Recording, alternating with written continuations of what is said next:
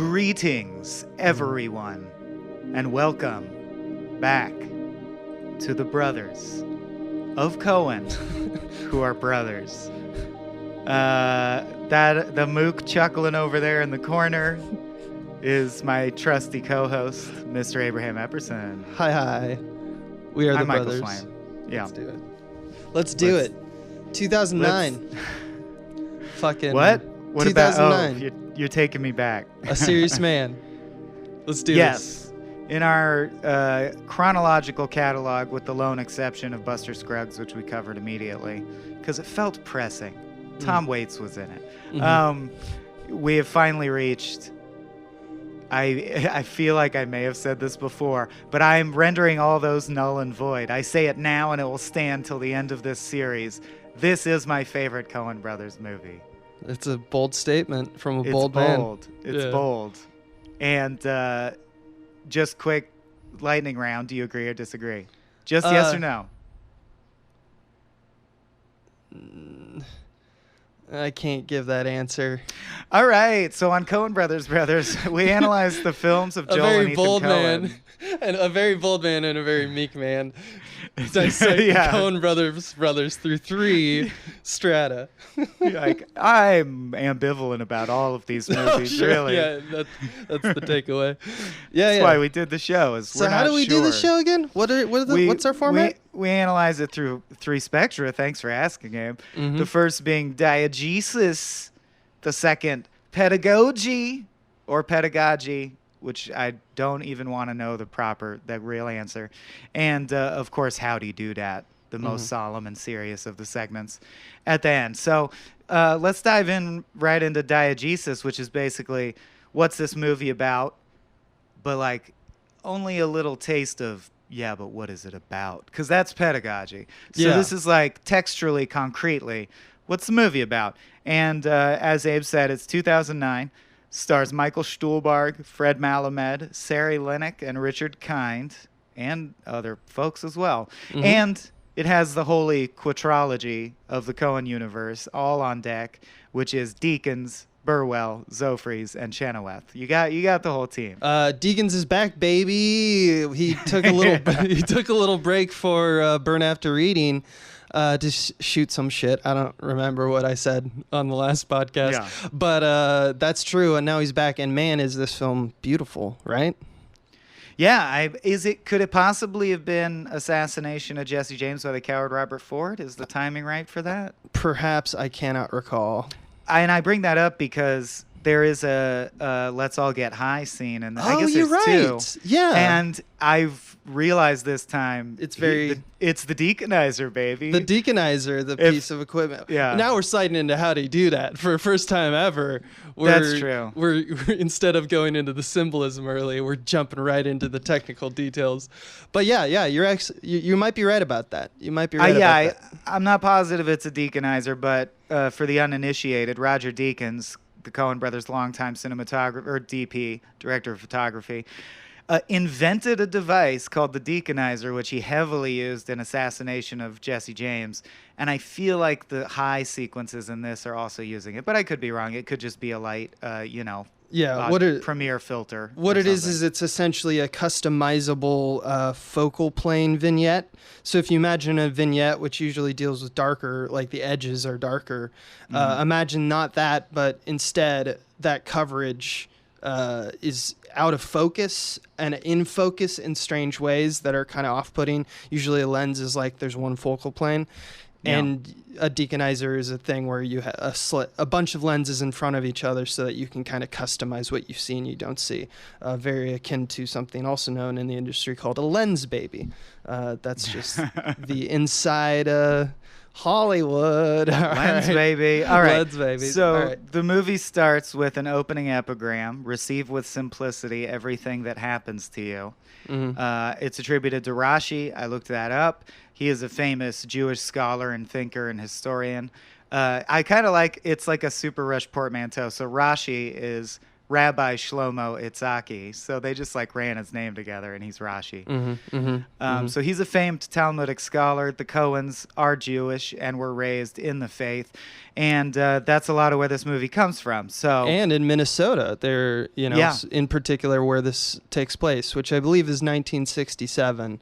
So it's kind of reminiscent of like when they were growing up. I don't think that they're necessarily Danny, who's Larry's son's analog, but they witness this time through the lens of as children. Definitely. I would argue that it seems so well composed towards a particular end that I doubt that it's just a raw autobiography like people do, where you're like, let's have a quirky take on what our childhood was like. But it is very much steeped in the reality of what their childhood was like. Yeah, bar mitzvahs, the faith, a lot of that kind of stuff. Suburbs. Yeah. But tract housing with mezuzahs everywhere, angry neighbors, angry white neighbors. But yeah, there's...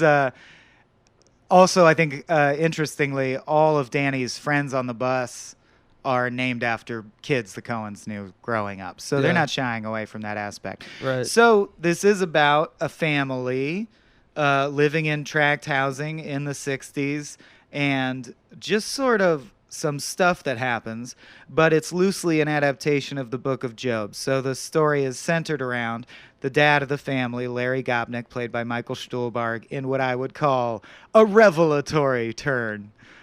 Before that, he was primarily known as a stage actor. He originated one of the roles in Pillow Man, a great Martin McDonagh play. Martin McDonagh went on to write In Bruges and other films, Seven Psychopaths. So it all comes full circle. But basically, it's the story of this guy having his life fall apart.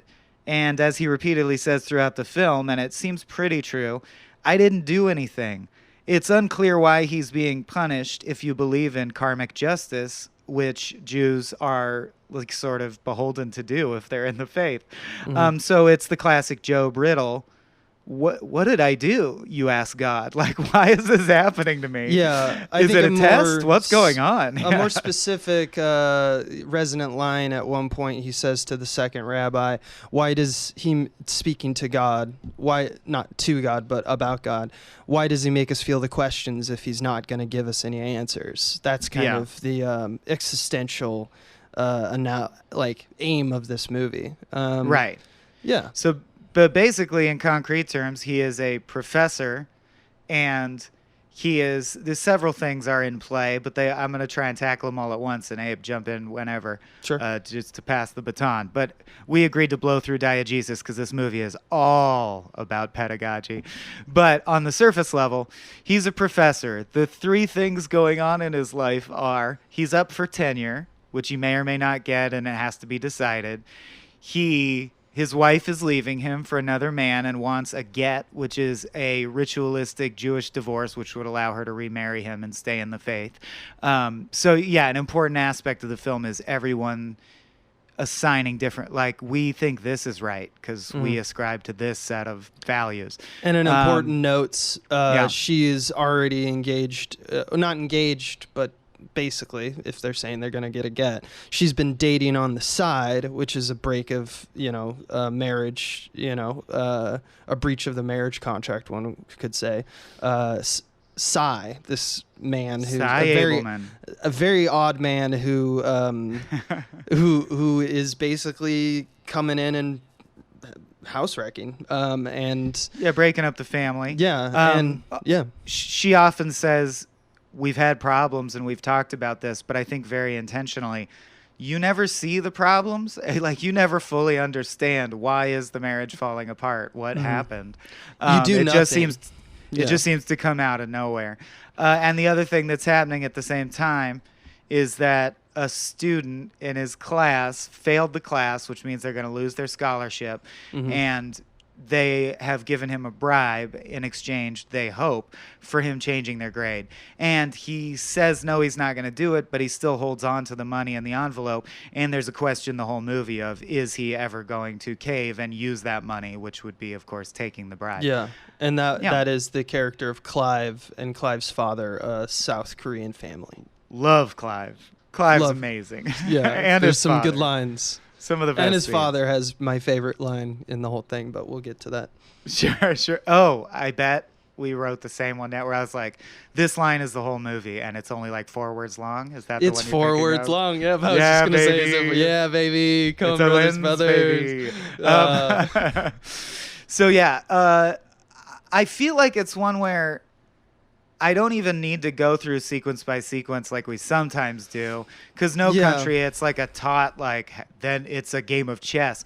But this, generally, it's just the process of his home life decaying. He lives with his brother, who seems to have some form of mental illness, and also uses prostitutes and has gambling problems and is, like, generally...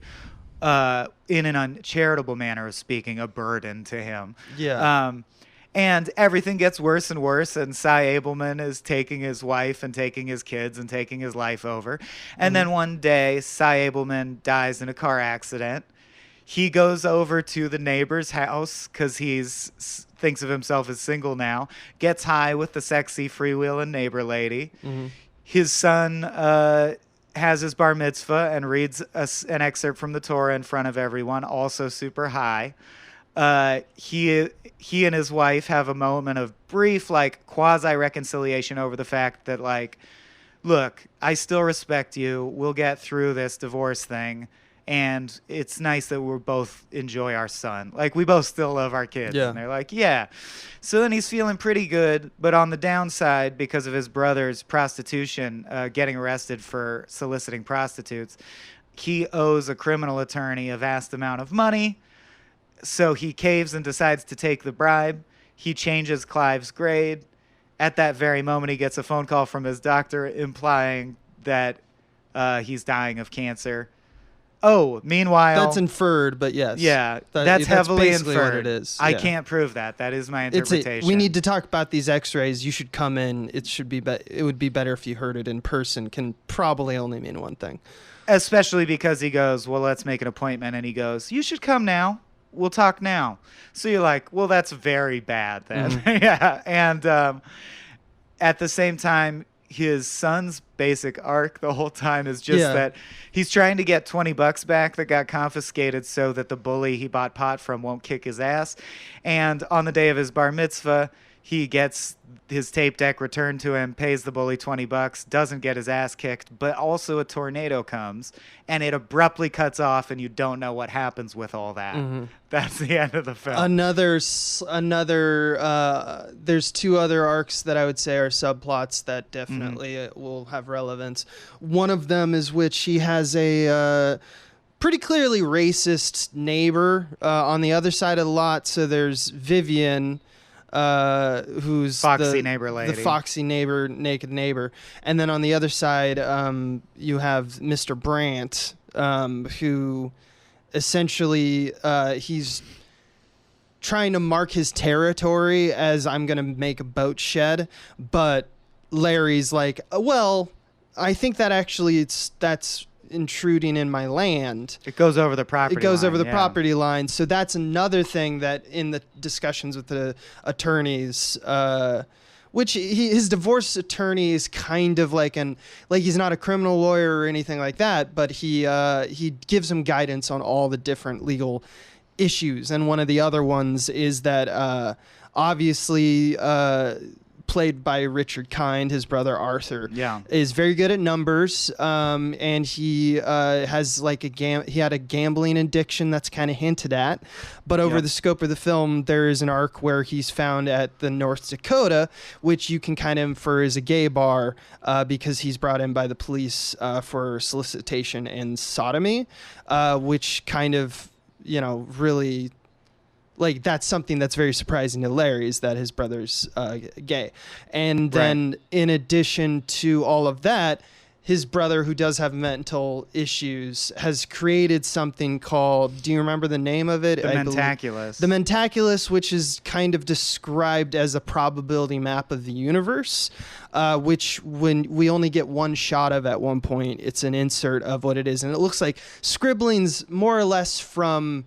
like as if you were to take like a serial someone killer. who's probably schizophrenic. Yeah. It's basically it's pages full of math that looks like structures of math. So and looks, Hebraic characters, which like a mix of which I'm going to come back to in pedagogy. Right, which is another interesting thing, another symbolism aspect that we're going to talk about is Larry is a physics teacher, and he always gives basically the same lesson, which is a proof for the uncertainty principle, which we actually already saw the Coen brothers are definitely interested in that principle, as we saw in The Man Who Wasn't There. So it's something that is they're focused on, and I think it really propels the symbolism of the entire film, because it has to do with what we don't know, and that's where it becomes really interesting, because I don't think you'll like this movie if you're the type of person who needs the scenes to coalesce in a way that, like, it is a lot of therefores and not a lot of ands, even though the way we're describing them is that, and then this happens, and then this happens, and then this happens. There isn't that terribly strong narrative device that we get told in screenwriter class, that it's like, because he wants this, he has to do that. That's still prevalent in the movie. Raising Arizona, right? They are infertile, so they steal a baby, so they are wanted, so they go on the run. Everything is linked in that way. Yeah, there's still linkage. I mean, they know what they're doing. The Coen brothers, I have a crisis of faith. I'm going to see the rabbi. Therefore, right. That's another thing we should bring up. I think in this spectrum is it also is very much about fables and traditional tales, and I think that's obviously that's a reason that it's steeped in Judaism, but also I think I was surprised to find that a lot of people consider this film dense and confusing, or pair it with Barton Fink, because I do find Barton Fink dense and confusing. I think this is very clear, and it's just an essay on a topic most people don't like to think about, so they're not really open to decoding it. Yep. But like this movie, and we'll get to it, has way more lines than the Coens usually have, where someone like a moral in a fable says what the movie's about directly. And the cover image and the poster image is, I also think, just such a clear way to decode the film. But all I wanted to get at for Diegesis is that he goes to, over the course of the film, while he's having this family drama, he goes and sees a series of 3 rabbis, and it's treated like a fable, like, what wisdom will the first rabbi impart? They actually put chapters, title cards, rabbi, the first rabbi, the second rabbi, and then Marshak. The first rabbi's young, second he's not the rabbi's third, he is the Wizard of Oz. First rabbi's young, second's middle-aged, last one's old. It's like a joke or a fable. And then, of course, we completely blew by. There is a short at the beginning of the film that is a Jewish fable, like a folktale. You want to... I guess I can encapsulate it. I can do it. So, it's the prologue is a Jewish man. It's in Eastern European, like 19th century or something. He comes home and he tells his wife that on his way home he helped this guy Groshkover, who he invited over because he's like, oh, well, we know you, and stuff like that. Like, you should come over. It's been so long. It's related to his wife. Yeah, related to his wife, and she says, nah, you couldn't have met him because he's dead. He died 3 years ago. That must mean that the man you invited must be a Dybbuk, which is in the faith, I guess it's like not equivalent to like a demon, but more like an ill-omened spirit, someone who like you keep at your house, who is actually like brings ill tidings. She said we're ruined. God has cursed us. So yeah, it's bad exactly. for sure. So he arrives, which is a great payoff because it makes it kind of start off of like, am I watching a horror movie? And there's a knock on the door and it opens and it's a creepy old man. Yeah. Immediately, the wife says that you must be that because I heard you died. Here's proof of it. We sat Shiva and stuff like that. It wasn't like something that I heard from a person. You died. And he she's laughs like, it off. Do you want soup? And he's like, it's a little too late to eat soup. And she's like, demons see Dybbuk's don't eat. Yeah. I'm convinced. Yeah, they don't eat. He laughs off the accusation, but the whole time she's been ice picking in a bucket to break up for water, and she plunges the ice pick into his chest. And at first you go,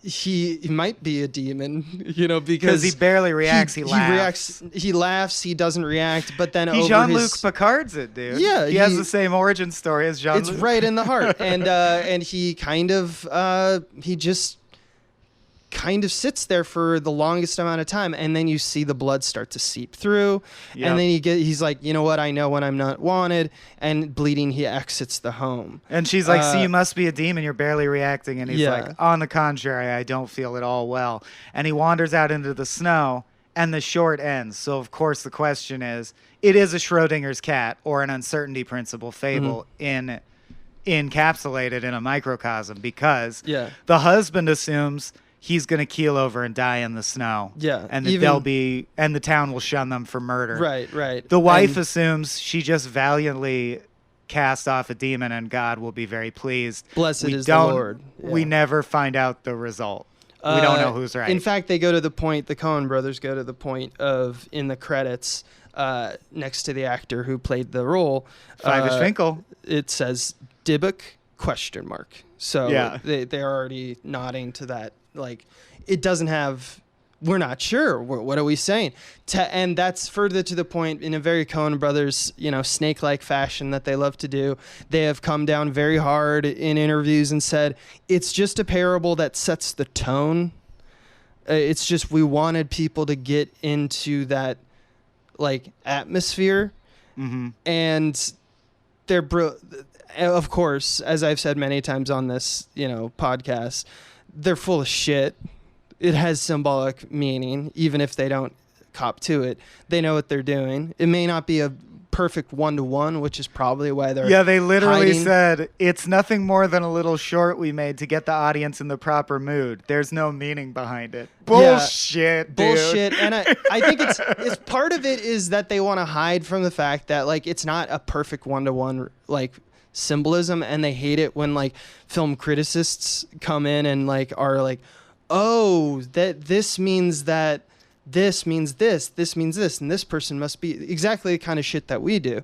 And then it's imperfect, and they don't want to deal with things that aren't imperfect, so they just say stuff randomly, like in Fargo, where this is based on a true story. They just say things.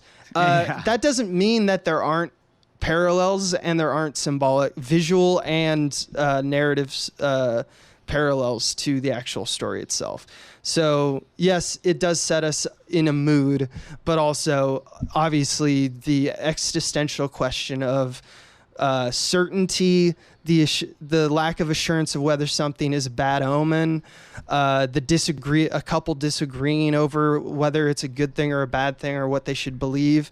The idea that people believe what they want, we're doomed versus blessed is the Lord, is being the final words in the whole thing. These are all themes that are unionized by the story of A Serious Man itself.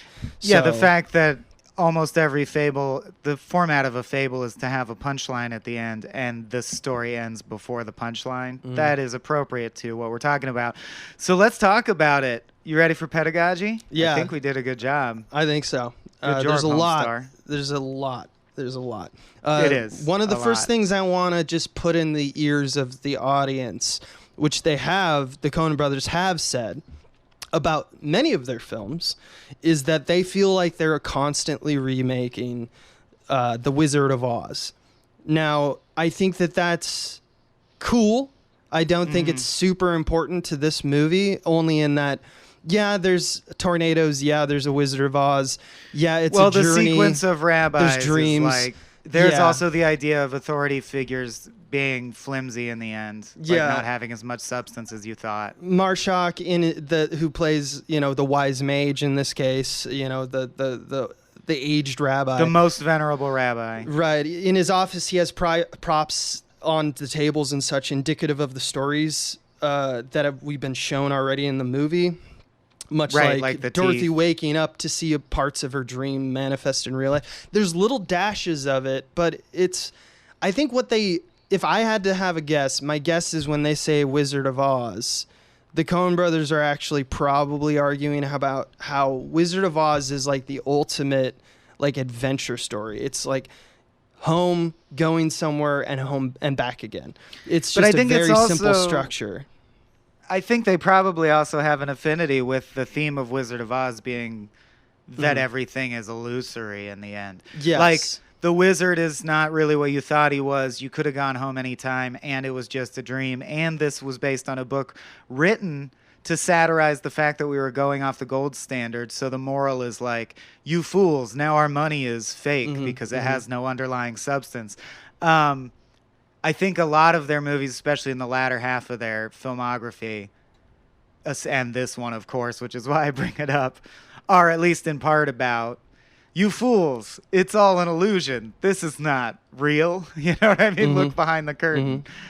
Yeah, go ahead. Did you? I know you had like a thought to preload into people. Yeah, I mean, I think there's a lot of themes that we're gonna go for. The one I want to kind of start with because I feel like it infuses, like it feels like if I was writing a paper, this is my first, paragraph. Is that what we're really dealing with is existentialism and the searching for meaning inside chaos, and through the vise specifically of the uncertainty principle. Meaning is both there and not there in this movie for Larry. He's both married and not. The envelope of cash is both there and not because everyone's just kind of like wink, wink, nudge, nudge. I didn't give you an envelope because he's going to take a bribe, it's only there if you observe. So like if a part of uncertainty principle is the wave particle duality, which is that quantum probability fields collapse once observed. So the idea is it's just money on an envelope right now. Right. Yeah. If you do anything, now it's a bribe, and it always has been retroactively. Yeah. But right now, no one can say what it is yet. Other examples are anonymous comments have been made by people that Larry shouldn't get tenure, but they don't pay attention to them because they're anonymous. But they kind of do bring up questions, so they have importance and they don't. He lives at the Jolly Roger and at Fernhill Road, which is his home. It's like all these different, it's this feeling of like, I got the feeling of when I watched it's like watching this movie is like watching like that Abbott and Costello sketch, Who's on First, and just being really frustrated by the fact that Abbott and Costello lack clarity. It's just like, no, you guys are, it's like someone who's not getting the joke and like the whimsy of it. That's our Larry looking at that kind of play happen and being immensely frustrated by the fact that the two characters just can't talk about the same thing and what is real. And that is kind of opened up by the uncertainty principle in the first kind of suggestion, or the first scene with Clive, where he's like, I got it. And I'm sure you're going to have a lot of quotes because Clive is wonderful. He basically comes out hot out of the gates going like, I got an F. I don't think that's fair. I understand the cat. He's like, it's not about understanding the cat. The note that brings him into the office, I just noticed for the first time, says, Clive would like to meet with you regarding unjust grades. I like unjust. Unjust. It's like, it is not just. I understand the dead cat. It is unjust. Which Larry responds with, it's not about, that's the parable. That the parable is the cat. The cat elucidates kind of like what we're talking about, but that's not the thing. The thing is the mathematics. And mathematics is the art of the possible, which is something that Cy says later, which is kind of... Well, no, he doesn't.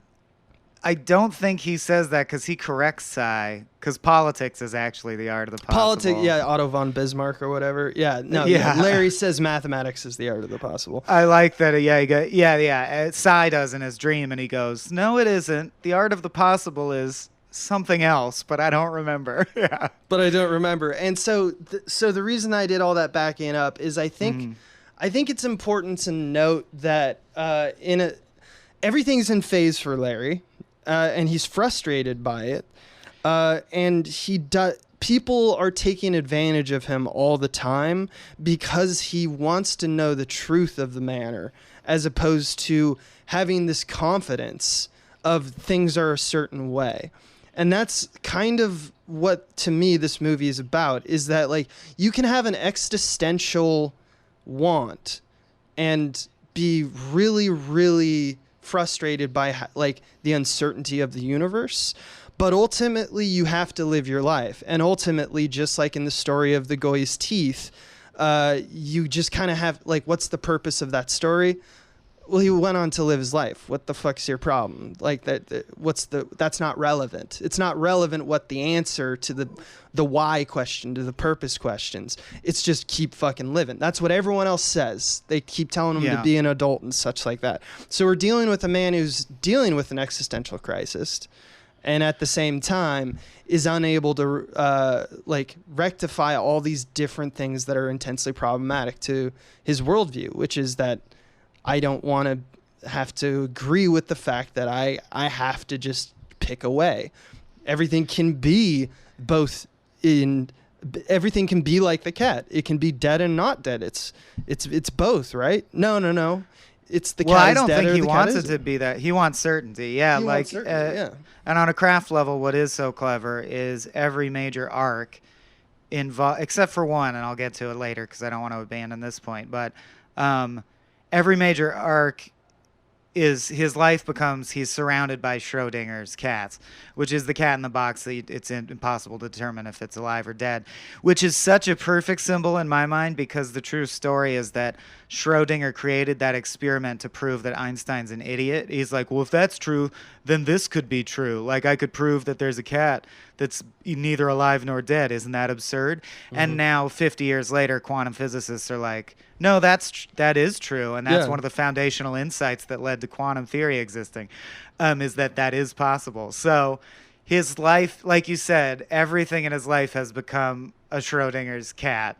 His wife at various points acts like they are together. He's responsible to the family. The kids will be in your life. The kids won't be in your life. We're divorced. We might get back together. I don't know. Sai's dead now. It's amazing how everything is always subverted to the central thesis. And if I may do my sort of essay paragraph as well. Go ahead. It would be... So I did a little more research than usual. The term "a serious man" was coined by Simone de Beauvoir in her book, The Ethics of Ambiguity, which was basically a response to Jean-Paul Sartre, considered the father of existentialism, although he hated being called existentialist because he's emo. Basically, she wrote a book trying to examine whether a system of moral ethics could come out of existentialism, because if you decide that everything is illusory and the fact that things have meaning is just a game that the human mind plays, we impart things with meaning, and if we convince the people around us, then the meaning seems even more firm. Like, oh, this green piece of paper definitely means money because everyone agrees. Confirmation bias, yeah. Exactly, yeah. She was saying, but we're existentialists. We see through that and see that it's all bullshit. Well, if it's all bullshit, can there be morality? How do you make moral decisions? Mm-hmm. And her basic thesis that I think had to be the inspiration for what really hits home for me in this is, she says every human is endowed with a terrifying freedom, which is that it's true. You have these moments like, you could push someone in front of the subway. You could shit your pants right now. You know what I mean? Like, right. You truly can do anything that your mind and body are capable of at any time. No one's stopping you. There will just be consequences. And she said, like, her basic thesis is that it's notable that the human organism is endowed with this freedom that may be the greatest power. Sentience gives you a freedom that may be the greatest power any living creature has in the universe. And we spend like half our time trying to agree on a set of very simple rules, like the 10 Commandments or what have you, so we can not have freedom, because it's uncomfortable to have freedom, because a big part of having freedom is coming to understand that just because you have freedom and make proactive choices, the reward you expect is not guaranteed. Cause and effect are muddy. And that is a bitter, frustrating experience, but there's no way around it. It's true. So like you said, grow up and get on with just appreciating life for what it is, because it's all you're going to get. And I think the movie in large part is about, she said, like, so people try to become a serious man, which she defines as someone who wholly accepts the moral strictures that they were taught. And people usually think that's good, right? That means they're a pillar of the community. And she's just questioning, like, doesn't that really just mean you ascribe to a particular set of beliefs that are as illusory and cult-like as any set of beliefs, and your life will be shaped by those set of beliefs? But you should be aware that at any time you could sweep them away and make them meaningless and do something else. And whatever you set up as your system has no more or less meaning than anything, because nothing actually has intrinsic meaning. And that's what I love is with Clive, he says, but the real thing is the math. Like, and he goes to he calls it out specifically with the second rabbi when he says everything's like a dual particle wave thing. I had a car accident the exact moment Cy Abelman had a car accident and died. That has to mean something, right? And all I can do with my logic brain is assume it either means God has a message for me, I am Cy Abelman, I am not Cy Abelman, I'm linked to Cy Abelman, or it's a shocking example of nothing means anything, and I need to learn to accept that it's nothing. Which is it? And he goes like, yeah, no, God hasn't told me the answer to that one. And I love that in that scene, the rabbi, who does seem very dismissive, yet he gives a lesson that could save Larry if he accepted it. It's just not satisfactory to Larry, which is that he says Hashem, which is the manifestation of the Abrahamic God, like in your life, in the world. Unfortunately, or like, I know it's frustrating, but it's literally just the way it is, like laws of physics. Hashem doesn't owe us answers to why things happen. The obligation works the other way around. Like, you owe the universe or your higher power, you owe them everything, because you exist as, your whole existence is dependent upon the fabric of reality. Reality doesn't owe you shit. And yes, we have the innate ability to desire clarity and answers. Tough shit. Like, that doesn't mean it will be satisfied. It becomes clear to me that they're just like the existentialists and this movie, there's a very clear dichotomy, which is that there's the expression of the world or nature, and there's also the perception or the reception of that nature by the person. That dichotomy accounts for everything. You brought up Clive. I think of Mr. Brandt. He after Mr. Brandt's mowed his lawn a little bit, like because he thinks. And I love it because he's imparting meaning. He's like, no, mowed grass is the property line. I'm choosing to mow my lawn and think it means that the property line is where the lawn ends. Right. We interpret reality differently. So when he talks to Judith immediately after, he says, Mr. Brandt keeps mowing a part of our lawn. She goes, does that matter? He goes, what? I love that. And she goes, is it important? He goes, it's just odd. And that's kind of encapsulates the two kind of things we're talking about. One and I is love the cyclone of chaos. Cyclone of chaos, which is, like a literal tornado in some cases, getting cancer in another case, or a car crash in another case. And then you have on the other standpoint all of the meetings with the rabbis and all of the discussions that we have with our wives, our friends, our attorneys that are basically like, what does it mean though? And it's just the fact that those are not ever to be reconciled is kind of the madness of like life. That's just right. It makes you mad if you. And think we about know it things that like meditation is healthy and being present does cause the universe to like open itself up to you. And it's like the opening epigram says. We would all be better off if we could receive with simplicity everything that happens to us, no matter what, good or bad. Mm-hmm. Yeah, but good fucking luck. It's very, very hard to do. It's one of the hardest things in life and one of the most fundamental things. Like journeys we go on. To me, it's like a second growing up, especially coming from a privileged life where I've had a lot of opportunities. Like there's a second growing up in adulthood, which is the growing up of realizing that the world is not a slot machine. Mm-hmm. or the world is not a school, and if there is a God, I don't even have to adjudicate that because I'm comfortable just saying, well, whatever there is, it clearly doesn't just reward me if I do good things and punish me if I do bad things. It's fuzzier than that, which is very frustrating. And I do want to mention another book because actually our old pal Cesare Struzowicz, I think Struzowicz is right, but I could be wrong.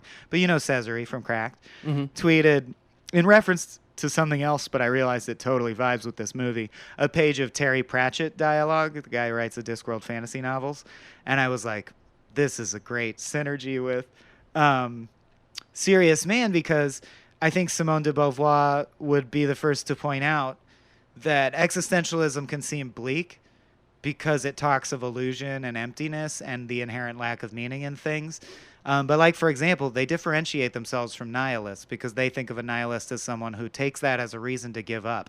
And it's an important tenet of existentialism that they're saying, no, everything has no inherent meaning.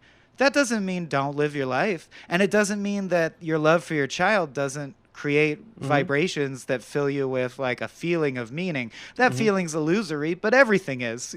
Fuck it. Like, don't give up. Yeah, go smoke some weed. Yeah, so in one of the Discworld novels, this is a conversation with Death, who is a frequent character in those. All right, said Susan, I'm not stupid. You're saying humans need fantasies to make life bearable. Death says, really, as if it was some kind of pill? No, humans need fantasies to be human, to be the place where the fallen angel meets the rising ape. Tooth fairies, hogfathers, little... Yes, that's practice. You have to start out learning to believe little lies. Why, so we can believe big lies? Yes, lies like justice, mercy, duty, goodness, that sort of thing. Those aren't the same at all. Oh, you think so? Take the natural universe and grind it down to the finest powder and sieve it through the finest sieve and show me one atom of justice or mercy. And yet, you act as if there's some ideal order in the universe. There is some rightness in the universe by which it can be measured and judged. And she says, yes, but we've got to believe that, or what's the point? And he says, my point exactly. Which is just another way of getting at the same thesis. So I was like, that was a cool... Yeah. Coming together, yeah. That reminds me of the Columbia Records phone call. I don't want Santana Abraxas. Just because it's kind of funny that Abraxas also is a Gnostic term for God. So he's literally saying, I don't want God or magic, this mysticism. I've discovered that in research this time, which I did not know. But yeah, Abraxas is like a word that means the entire pantheon of like religious thought and all deities, like the aspect of religiosity. And he's going, I didn't ask for Abraxas. Yeah. I didn't listen to Abraxas. I don't want Abraxas, which is funny because then in the rest of the movie, all he's telling people is, I want God to please tell me what to do. Right. And I love how because his whole, on the phone call, he's like, something is very wrong here. I didn't do anything. I didn't do anything. And his other catchphrase is, what's going on? Something as obvious and backward as a subscription service being explained to someone who's just like, I was just in an auto accident, and he's like, I'm sorry. Like all these things that are like, it reminds me of that Magnolia, the Philip Seymour Hoffman. That this is the scene in the movie where where you help a stranger even though there's no logical reason to. It reminds me of that just because it's it's just like one of those moments where he's just like, he is really breaking down barriers in a way that no one is comfortable with. He's not comfortable. The other side of the phone call is not comfortable with it, but he's just a Columbia House record employee, and he's just trying to get him to pay him money because he said he would. And he's just like, I don't want to deal with this tiny little bullshit right now. I am having a crisis of faith, of existence. And it's just like, this is just not the time for me to talk about whether or not I bought Santana Abraxas. Right. And it's like, this is why it's my favorite movie and these are my favorite guys, is the story could simply be he goes through a bunch of horrible shit and they could just Rolodex horrible shit. But no, they go a step further. Everything is the perfect flavor of bullshit. Like in this case, what better curse for this guy to get than he doesn't understand that by not unsubscribing, he keeps getting charged. So literally his stance and his catchphrase is like, but I didn't do anything. And the guy's like, I know, that's why this is happening, because you didn't do anything. And he's like, right, that's what I did in my marriage and it fell apart. I don't understand why I'm getting punished for not doing anything. And everything in the film screams to him, yeah, well, open your eyes and figure that out, because the answers are there to find. You know, like, you don't have to, the world doesn't work in the way where just like, but I didn't do anything bad. What have I done to deserve this? Is basically his whole outlook. And he thinks that he's being humble in the face of God by saying, look, if it turns out I'm a piece of shit, I'll admit it. I blah, blah, blah. You know, I just want God to tell me why. And I think the message he has to come to or not come to, the lesson is, you don't even get that, though. There isn't a why, and if there is a why, it's not within the bounds of human comprehension in this life. So just like the second rabbi, Nachner, says, maybe these feelings that you're unfulfilled, that you're cursed because of some failing or evil you've done, maybe they're just like a toothache. They'll bug you for a while, and then you'll get wrapped up in your life again, and they'll go away. And he goes, and I sympathize so hard. I get it. He goes, I would rather die than that be the end of this investigation. Like, that is an unsatisfactory. It feels like you're, you know, a fraud, a charlatan, a Wizard of Oz type character who's just jerking me off. But then in retrospect, seeing the movie again, I'm like, actually, that is the only truthful advice the rabbi could really give. We don't know. Helping others couldn't hurt. Oh, yeah. He goes, yeah. So you get in an accident at the same time. Punishment for your behavior? Don't know. A message from God about Psy? We can't be sure. Helping others? Couldn't hurt. And you're like, that's the worst advice ever. And then what I love about it is that duality where later you think about it and you're like, no, that's really solid advice. That's all you can really do. It's all you can do because we're staring into the infinite together, and helping others couldn't hurt. It's the same thing that when we actually have the Marshak, which I love. I absolutely love that. It's like wisdom into the ears of babes. It's the kid who has no existential problems whatsoever because he's too young. His son, Danny, is allowed to see Marshak, even though like Larry wants to see him the entire film, and he keeps trying, knocking. It's like waiting for Godot. And he never does get to see him. And all Marshak does is he's like, basically is just a long line of, oh yeah, I listened to your tape, and he quotes back to him, Jefferson Airplane, and then lists the members of Jefferson Airplane, just kind of like two fans of Jefferson Airplane would do. Just be like, what's the wisdom of it? It's Jefferson Airplane. It's good. It's very basic, but it's true. When the truth is found, when all hope dies and the truth is lies. Again, they picked the perfect thing. Because, of course, they picked a song where the lyrics are existentialist if you parse them in that way. Yeah, and then when the truth is found to be lies, nothing has inherent meaning. Yeah. When all the hope within you dies, like when that disturbs you, what do you want? Just somebody to love, just a positive manifestation of your existence. Yeah. So he gives the radio back to Dan. He says, "Be a good boy," which is the same thing. It's just like helping others couldn't hurt. True wisdom can come from a 5,000-year tradition of specially crafted parables that were carefully passed down, or a rock song can also be deeply meaningful and lead you to true wisdom. It's what you're open to and what hits you at the right time and how you interpret it. That's going back to like my first point. That's what makes this film like it's flippable in a way, and by that I mean it's like the thing that you're very frustrated with throughout the film, the idea that Larry in his search, when he's looking at all these different things and he's just like, I want a fucking answer, and I don't want the soundbite wisdom, or I don't want like when Sai I comes want to up see to the him and he's just like, mathematics do of this, the do universe. that, Yeah. and he's like this pushover, and he's just like, all you have to do is just do this simple thing, and it'll be fine. And he's just like, no, I don't buy that. He's constantly arguing against it. And then by the end of it, he's just so beaten down and battered that it actually kind of going through that tribulation makes him kind of go, all right, maybe that's the thing. Maybe the thing is that you just kind of choose a life, and that's all we can do. And that begs the question, like, is this movie more heartbreaking than any other Coen brothers films? Like in Fargo or No Country, there's deaths.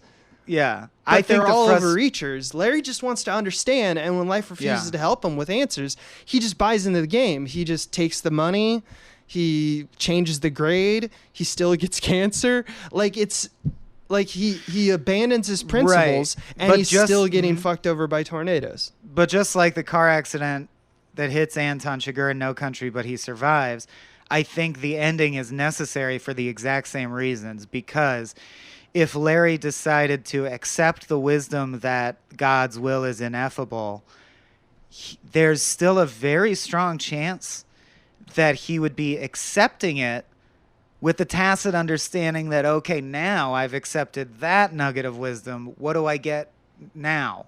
Mm-hmm. Like, because the whole thing is wanting to understand, and he could still treat it as, okay, I'm doing what you told me to do. So I think it's important to the film to say, you could day after day after day after day could convince you that God doesn't take a hand in your life and this is all just chaos.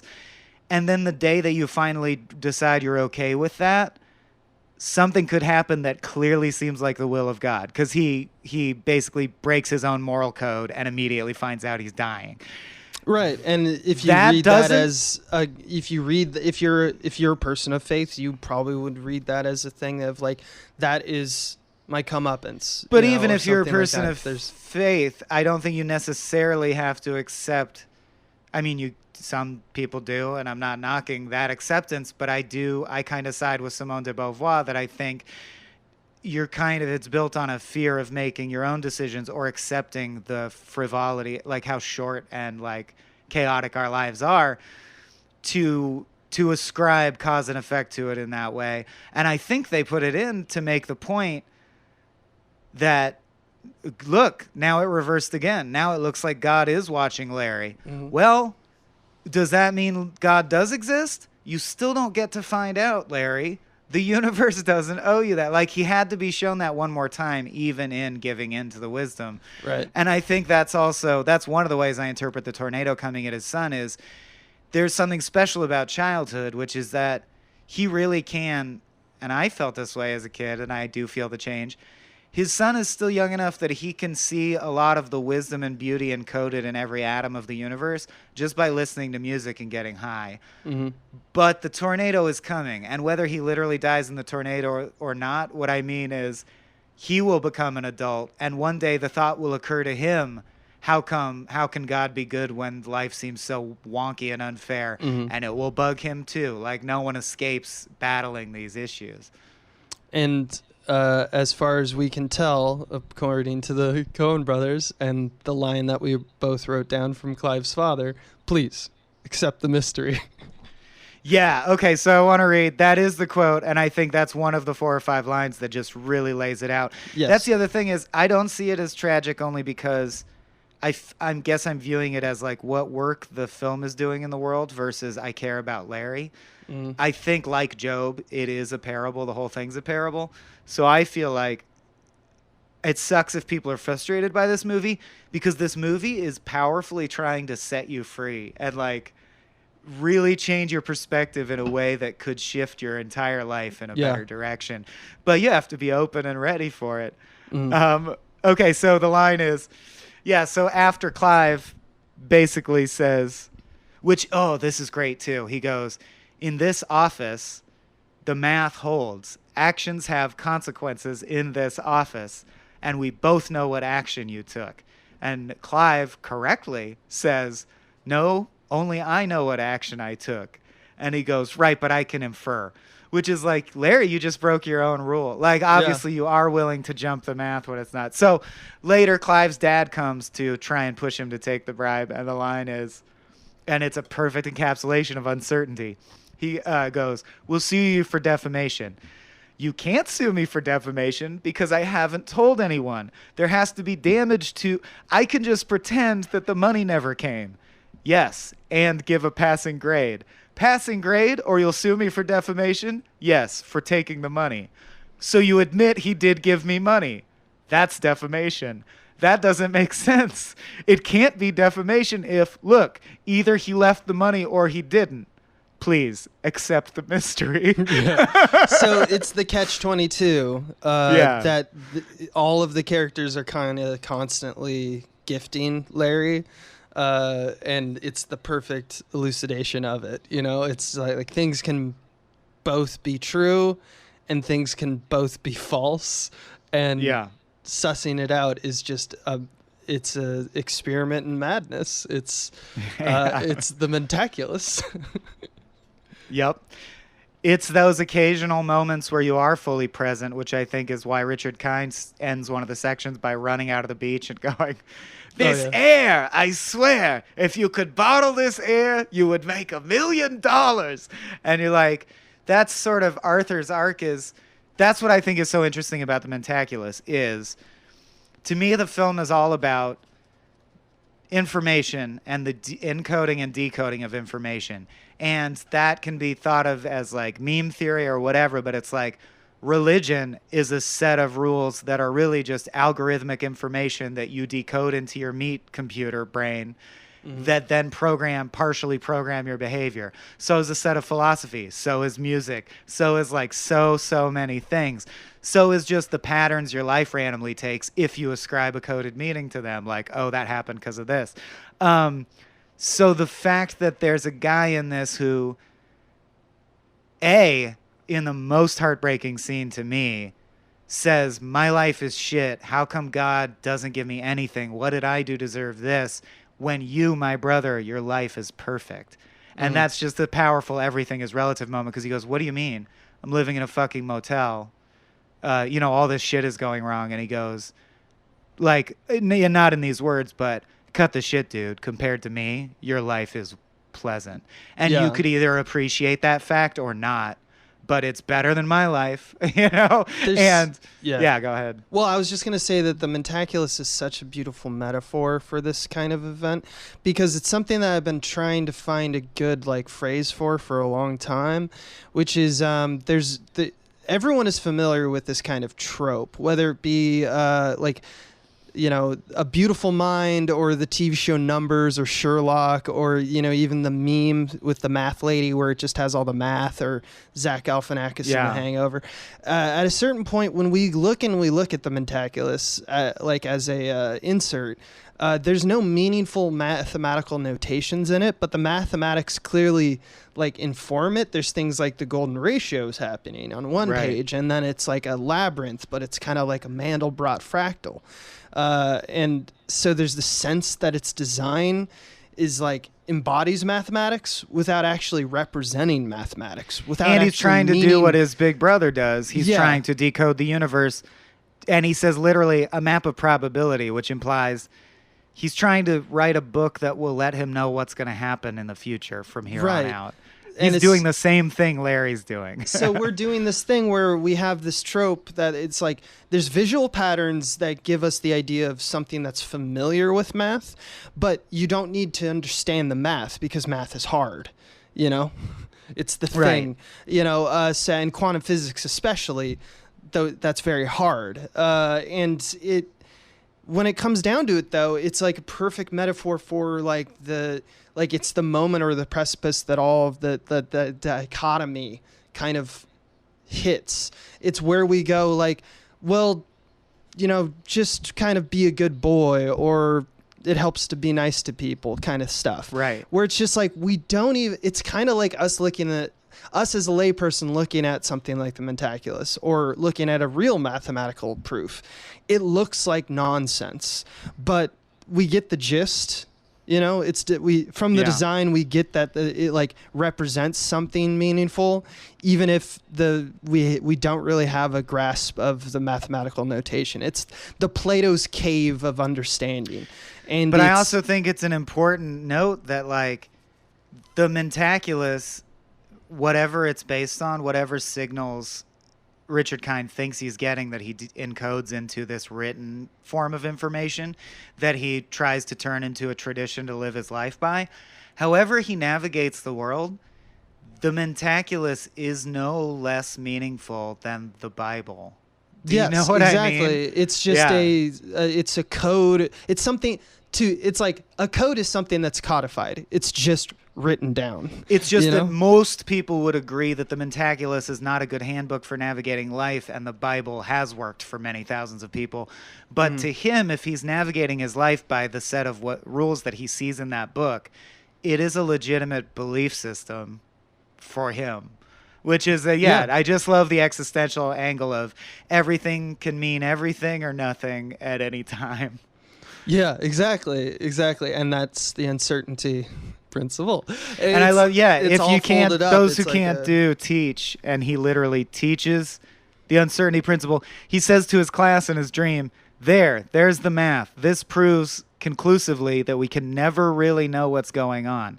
And he's right, but he can't accept that. He can teach it to the point of mathematical certainty, but he can't live his life that way. But it will be on the midterm. Like, that's the important part. Is the punchline is, even though no one can understand anything by its very nature, you will be responsible for all of it on the midterm, which is the whole the central thesis of the movie, and I think one of the truest observations about life is that, but that is the way it is. No one can know what the long-term ramifications of any individual choice will be, but you will be responsible for the consequences of those ramifications. That's just the system it is what it is.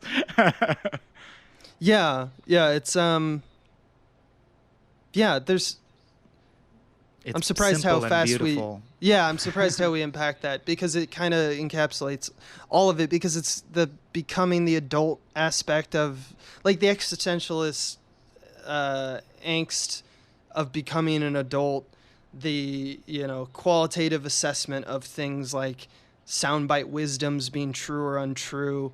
It's all kind of folded up together neatly and nicely. It's just tumultuous, just like, it's just a tornado. It's a cyclone of chaos, and it just really, like, I don't know. It really, it's funny to me that we both come from it saying this is a hopeful film, when the fact is a lot of critics talked about this film. It's the saddest one ever. We're also like, no one is likable, that it's like a slog to get through. I think Cy Abelman's super likable, but that's just me. I think it's hilarious. I think it's got two of the best jokes so Coen brothers are funny, like, have a great sense of humor, but I wouldn't argue, I think I've said this before, they're not really funny. They're like theater not in the setup punchline way. They're not comedians. Maybe I'm just an elitist about this because I hang around comedians, and so I have a higher, like, people in the room are funnier than normal. So maybe that's just me. But it's got some of the best jokes. To me, it's got two of them. One is just that in the second half of the conversation with the second rabbi, after he talks about the goy's teeth and the mold and all the stuff, help me, save me, story of a dentist searching for meaning in the universe by focusing on small details of a random guy's teeth that have, characters written in them. And he finishes it, according to the second rabbi, he finishes it, the story, and he's like, and he just cuts to Larry, and he's like, so does it have any meaning? So what did you say? Isn't that why you told me the story? And the rabbi's like, okay, fine. I'll finish the story, I guess. It's not really relevant. Like, the one thing that we're all waiting for, like, and then what's going to be said? And give us the answer, because I can't help want to know the answer. What's the wisdom? And he's like, I don't know. He just doesn't care. And it's just a funny, like, it's like a... Well, it's also extra funny because he goes, so what happened to the goy? And he goes, the goy? Who cares? Who cares?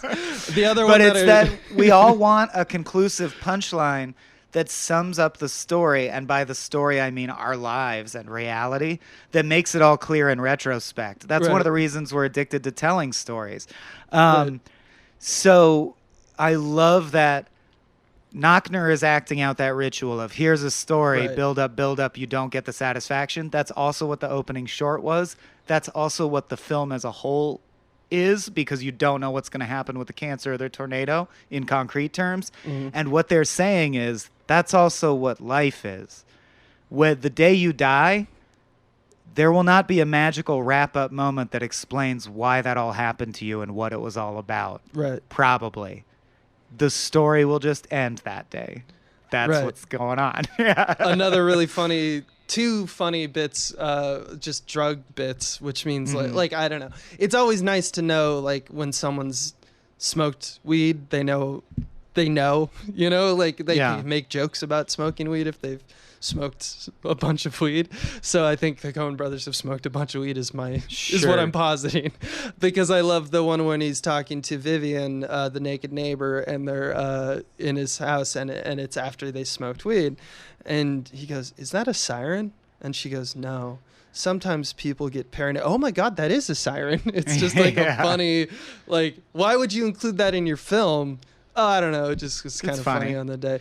It's a very different from like Walter or the dude just having great lines. It's just one of those random kind of things. It was the one that I'll ask you then. The mitzvah or the bar mitzvah. Sorry. No. I was, because you said why put it in there, because it's just funny. The film to me is so tight. Everything is so meaningful and able to be decoded to me so satisfyingly clearly, which is ironic considering what the film is about. The one thing I don't understand is what it means, if anything, that he sees a sexy neighbor lady naked and goes over there, but then doesn't really do anything and then comes back to the story. That was the one thread that I don't understand how it ties into the essay. You don't think it's enough that like he witnesses it by getting a new perspective? He literally gets on his roof to adjust an antenna, which is a clear metaphor for trying to get, like a better reception to God. Well, that's my favorite. That's why that's the moment I knew this would be my favorite movie, is seeing the cover and realizing that it's beautiful. That image is... It's a striking image. A man literally doing some shit that he doesn't know what the result will be to try and magically get clear signals from the heavens. For F-Troop. And at the same time, by getting on his roof, he sees from a new higher vantage point and in his own way becomes God and is looking over all the little dramas playing out in the neighborhood, but doesn't interfere or do anything or affect the larger meaning, and in turn is beseeching above him for meaning. It's like, for all we know, the God of our world is also a Larry Gopnik praying to some greater God to understand why the fuck their life existence is the way it is, Yeah, I guess in simplest terms, to me, not that it's like as airtight as everything else, or I don't know how airtight it is for you to get that arc to like fall into the fold for that. But like it's much kin of the same way of like, yeah, it's true if you take something like the Odyssey or there's like some other parable based, story. And if you take out the Lotus Eaters or you take out the Cyclops, the thing still stands, but it is a very welcome kind of digression in the story. It is. Structurally, it isn't necessary. You can cut out Vivian entirely, but I think that it adds a lot of flourishing in terms of like him experimenting with, like, as he says, another moment that I really liked or I thought was funny was when he sees his divorce lawyer and explains the marriage situation and the property line, and they talk about rates, but of course he's interrupted by Danny getting a call from his father saying if Troop is still fuzzy. But he says, the scene starts with, he goes, well, the way I look at it, this is Larry speaking, it's an opportunity for me to really sit down and figure things out and look at the world afresh instead of just, settling for the routine, the tired old way of looking at things, which, by the way, is a quote kind of directly grabbed from the first rabbi. And the divorce attorney goes, really? And his response is, I don't know, maybe not. And to me, that's kind of what's going on when we're looking at Vivian. and the Vivian arc, is that he is looking for new things because he realizes his life is spiraling out of control. And he doesn't seem to have the ability to like reel it in. And in that same way, he's just like, well, maybe this is the time for me to like break out of the mold, and maybe I'd do something else. Maybe just like people have midlife crisis, they have these thoughts. And to me, that's what Vivian kind of represents, is just this flirtation with drugs, with the idea of, like, well, if she's fucking around, maybe I should fuck around. That's why he dreams about having sex with her. It doesn't turn in anything from a plot standpoint, but it's definitely something that he would think about as a character. And in that same way, bringing up the Odyssey, it's kind of like one of those parts that like tonally it makes a lot of sense that also our hero would go off and have these questions and stuff like that. Speaking of which, the term for the theological conundrum of how can bad things happen if God is all powerful and all good is called theodicy. Oh, like that whole conundrum has a one-word name, which is theodicy. It's got to mean something, right? God brought us together for some reason. Yeah, and it sounds like it. It must the mean Odyssey, theodicy. It can't be it's characters. Yeah. It's Jewish characters and teeth. That's what it is. Yeah. What does it mean? I want to also rapid fire some, like, to me, the superlative virtuoso craftsmanship of the Coens is on display here, in the sense that to the tiniest detail level, things that in every other movie would just be filler dialogue or just dialogue that gets us moving, everything is about the thesis. Like, the fact that it's a South Korean student and the father constantly talks about culture clash is funny, but it's not just funny. It's supposed to make you think about the fact that so much of communication is based on language and sets of different cultural traditions meeting and having to encode or decode or translate themselves in order to interact. In the same way, we find out that the daughter is saving up for a nose job, and the idea of anti-Semitism is also introduced. So I kind of have to believe that that's a nod to the idea of, like, and see, she feels that if she had a less Jewish nose, predictable, better outcomes in life will happen for her. And that's because of a sequence of information called American Standards of Beauty that is broadcast across this land. Like, everything, it's just amazing to see the world and be like, everything is just layered systems of information, and all that information is inherently not true, because nothing is inherently true. And I also love that the doctor offers him a cigarette, which is a nod to, I think, to the greatest authority figures alive can be made fools by time, right? You got to trust the doctor's view of reality when he says you're dying of cancer, and cancer is when cells multiply out of control, because he knows what the fuck he's talking about, because he's a doctor and he did the math. Yeah, but he also offered you a cigarette, which 50 years later will be considered ridiculous. So, like, authority is always becoming proven to be hollow. They really mind the irony. Oh, yeah. Yeah, and it's something that I think that's another suggestion. I mean, this maybe goes to Howdy Do Dat.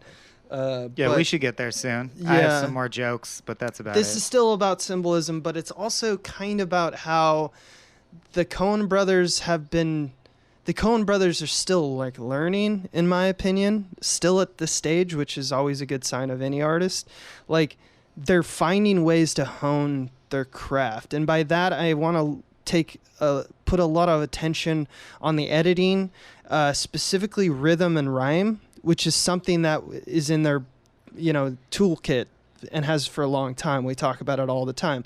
One that is, easy to grab is that when Danny's on the bus, he has his friend. Did you write it down? He's a fucker. The quotes. Did you write it down? No, because I thought. Then let me quote it. Go ahead.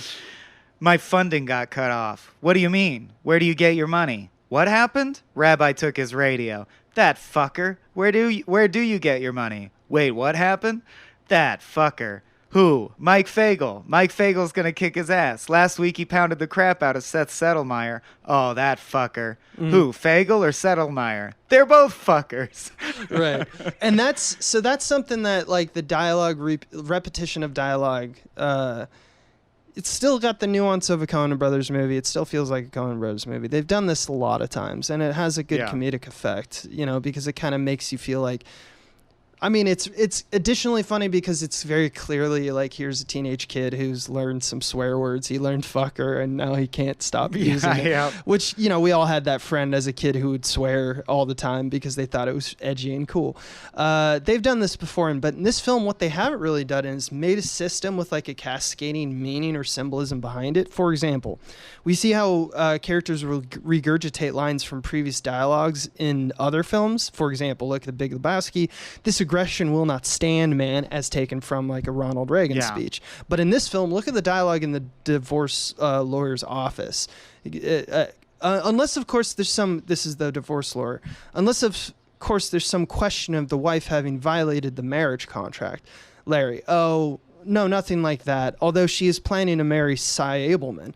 But Cy Abelman? Yes, but Esther's barely cold. She passed 3 years ago. And then a few other lines. There hasn't been any hanky-panky. The reason I pulled that quote out is because Larry's opening position lacks ego and confidence, that there's like been no violation, when clearly there has. Well, and also, he literally said to his wife when she said, I was I'm marrying Cy. Oh, then go ahead, please. Then sorry. The lawyer quoting Larry's own words when he found out about Cy is Esther's barely cold. And now he's arguing his wife's point by proxy. By saying, yeah, she passed 3 years ago. Come on. So even though he doesn't even believe it, and it's not his like ad hoc thought that when he was like approached with the situation himself, he's now been either by some circumstance, lack of ego, lack of confidence, being berated by his wife, whatever it is.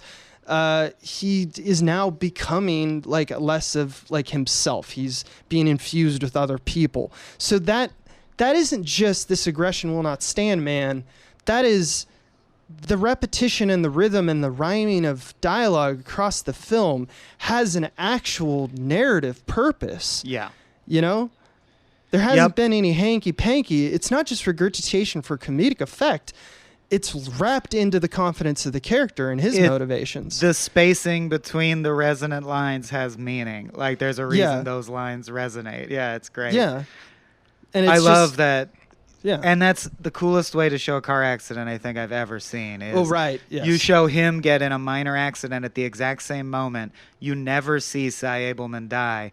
You just can assume that he did because he was about to turn left on a blind corner, and then we saw a different character get into a car accident. And I love how just instinctively you know Cy Abelman also got into a car accident. Yeah. You don't have to see it.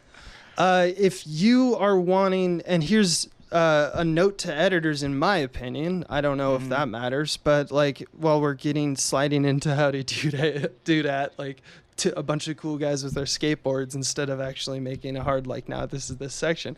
The dissection of that car crash sequence, I've done it. I did it a few times last night, and I did it like twice again today because you know me, I love my stopwatch. Here's my takeaway of like why it's one of the best edited sequences in this movie.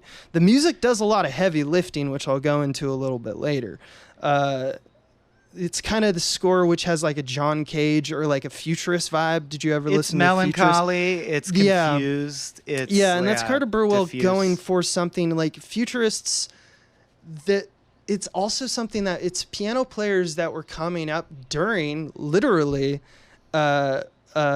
quantum physics was coming up. You know, it was during a time when this idea of quantum, because like in music theory, the piano is a quantized instrument, meaning that you press a key and it has a very discrete sound, as opposed to a sliding, like something like an oboe, which would have like, you can kind of make something in between a C and a C sharp, you know, or something like that.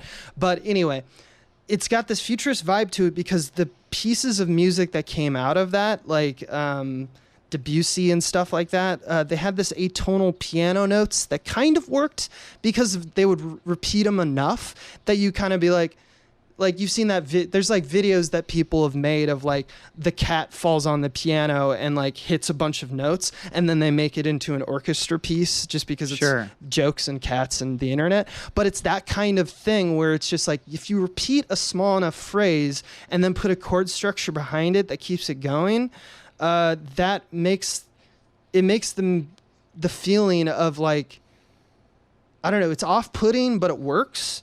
And that's what I mean when I say I think the music's doing a lot of heavy lifting. On top of that, just looking at the editing proper, the emphasis on different paces, like the click and sound, and also the visual click of the turn signal, juxtaposed abruptly with the speeds of the cars in the two different car spaces being different, like one's going faster, one's stopped, one's going slow, slower at a different time. They're never going at the same speed. The cars also having different speeds.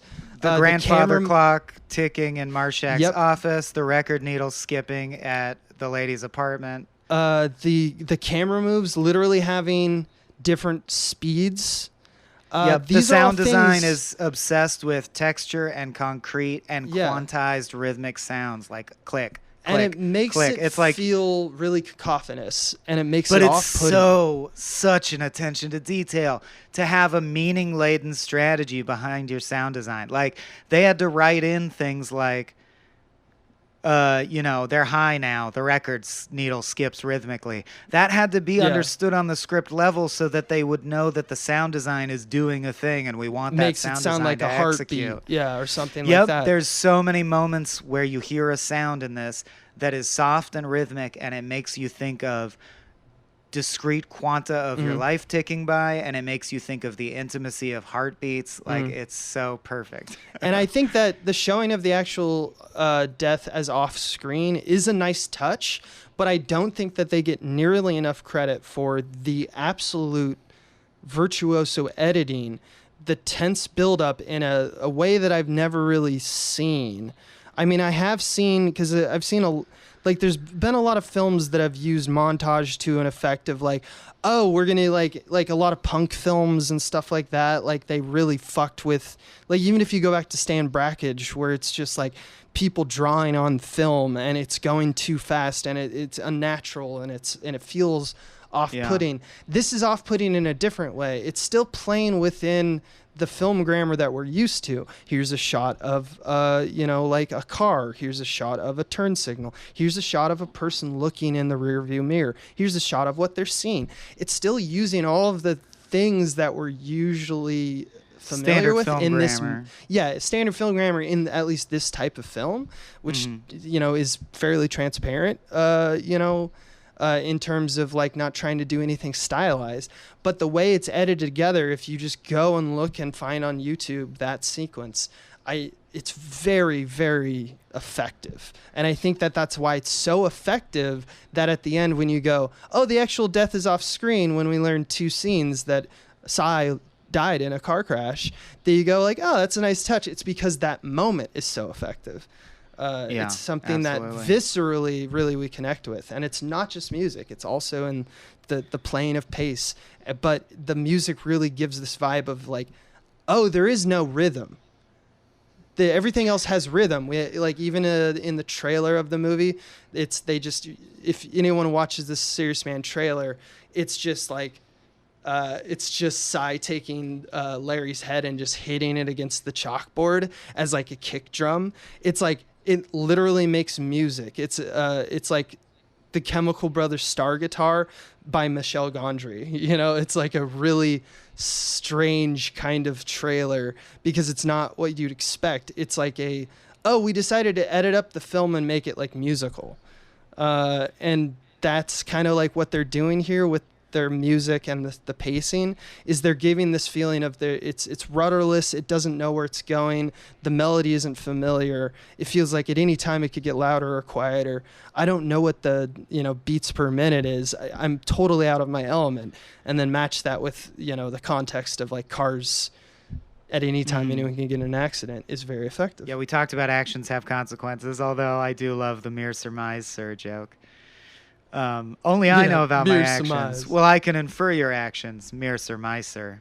Mere surmiser? Mere surmise, sir. Yeah.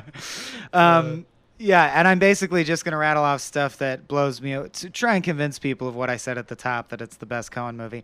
The intense level of micro details supporting the premise that I think or the underpinning theories that I think we've laid out fairly well. When Cy comes over to like try and make peace with Larry, the first time he says, "Larry, take the wine. Let it breathe. Breathing, so important. These are signs, Larry, tokens." So every line of dialogue calls out like, this isn't just wine. This wine represents that I can fuck your wife and steal her and ruin your life. But we agree that the moral code means we need to be civil through the process. Mm-hmm. Like, again, yeah, these ascribed meaning, like codified meanings, that is like, although in nature, Larry would probably attack Cy Abelman physically. You know what I mean? Yeah. No one is at odds, Larry. Because he's bought into a set of beliefs. Yeah. At home, there's one time they cut to the Gopnik house to show that the TV's fuzzy. And the movie on screen, which they linger on, is a cheesy old sci-fi film about a brain in a jar, which is another classic thought experiment like Schrodinger's cat that proves that life is illusory. Is the classic thought experiment that everything you perceive, it's the Matrix, but it existed as a thought experiment long before the Matrix. Everything you perceive could be signals fed into your brain. You could just be a brain in a jar, and you wouldn't know the difference between that and quote-unquote real life.